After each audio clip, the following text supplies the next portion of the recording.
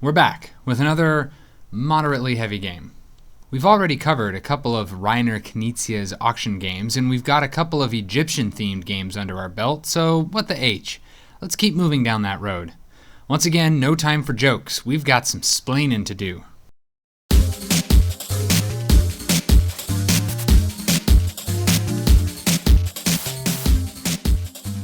Amun-Re, while not technically part of Rainer Knizia's auction trilogy, could be considered the overeducated cousin that your mom wonders why you can't be more like. It starts with an auction-based land grab, but turns into a sort of economic engine game later. Let's see how it works. Each player starts with 20 gold as well as 2 special cards. You'll see later how these 2 cards come into play. The cards representing the 15 provinces on the board are shuffled, and 1 province per player is put up for bid. Players take turns placing their bid markers on the province they want, and play goes around the table until each province card has only 1 bid on it.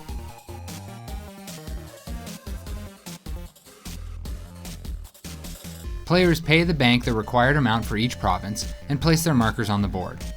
Some provinces come with neat little bonuses like free power cards, free building stones, or free gold, which the players get when they place their markers. After province purchasing comes the action phase, in which players buy power cards, farmers, and building stones, in that order. Take a look at this chart here and you'll see that for each of these things, the cost per thing goes up as you buy more of them. Power cards give you different special one-use cool things and are pretty key to your success.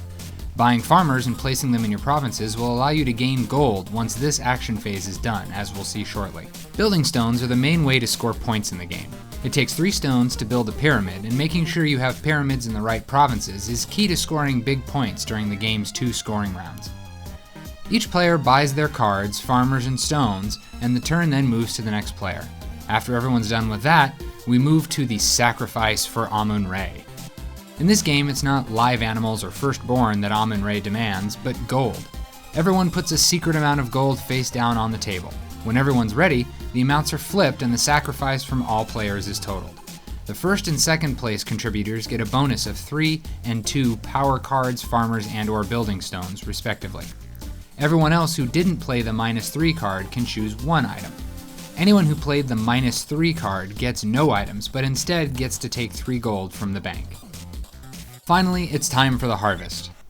The temple track value is determined by the total sacrifice from the last phase. Generally, most players want the temple track value to be as high as possible because each farmer is now worth that much gold. There are also some bonus payouts that go to certain provinces. Once everyone's gotten their gold, we move into the next round with another set of provinces up for bid. After the 3rd round, any leftover unpurchased provinces are discarded and a scoring round happens.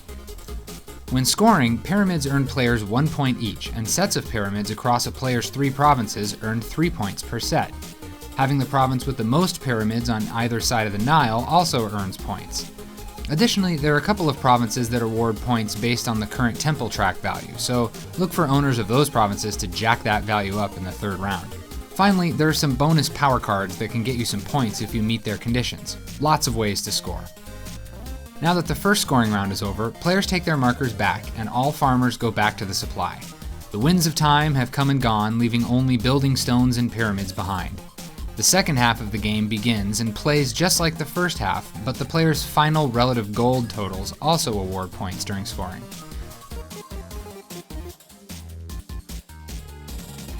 So to sum it up, you can see that the goal of the game is to use farmers to generate gold to build pyramids, which score you big points if you place them correctly.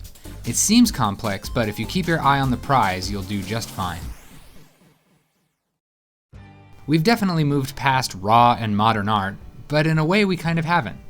Like most auction games, there's a fair amount of quick math you need to do to figure out what something is worth to you versus what it's worth to make sure someone else doesn't get it. But where raw is about using your lesser sun tiles to their maximum effect, and where modern art is about estimating future value, this game is about setting yourself up a nice piece of land while being able to outbid everyone else in the second half of the game. The iconography on the board is a bit confusing to new players. I wish there was an easier way to communicate all the info that players need to know.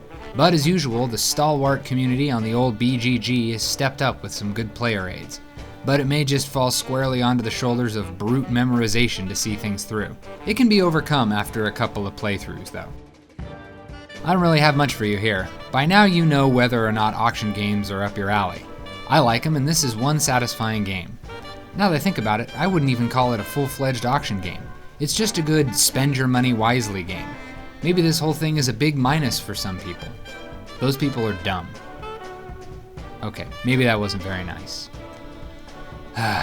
Everyone is different, and nobody's tastes are better or worse than anyone else's. Game's still super fun, though.